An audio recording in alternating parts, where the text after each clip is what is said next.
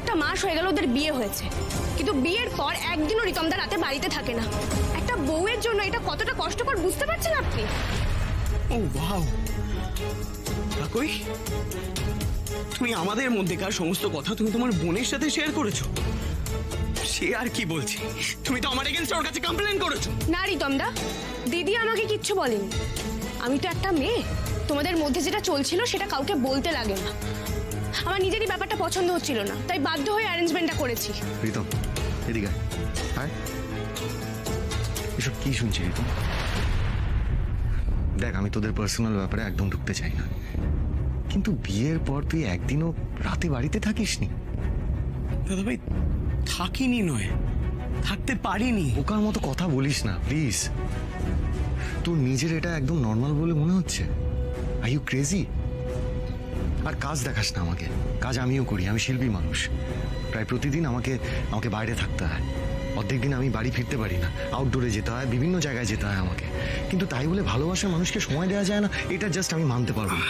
দাদা ভাই, তোর কাজের প্যাটার্ন আর আমার কাজের প্যাটার্ন তো আলাদা। একটা নতুন বিজনেস দাঁড় করাতে গেলে এফর্ট, টাইম এগুলো তো দিতে হবে বল। রাত বেরোতে কত জিনিস ঢোকে ফ্যাক্টরিতে, এক্সপোর্টেড ট্রাক বেরোয়। প্লিজ ব্যাপারটা বোঝ, এছাড়া আরো অনেক কাজ থাকে। প্লিজ। ঠিক আছে, তুই শান্ত হ, কিন্তু তাই বলে তুই কাকুইকে সময় দিতে পারবি না, এটা জাস্ট কোনো যুক্তি হতে পারে না। দিস ইজ নট ডান ঋতু।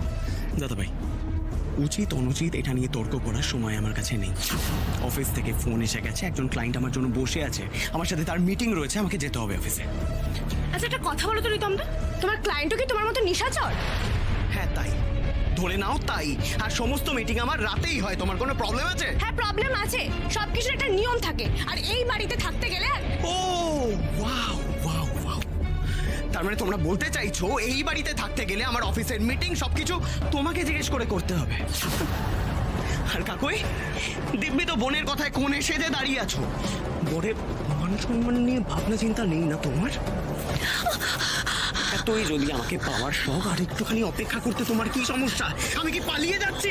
কাজটাকে সামলাতে দাও না, তারপর আমি আছি তোমার জন্য। আমি কিছু একদম নাকামো করবে না কিন্তু, বলে দিচ্ছি।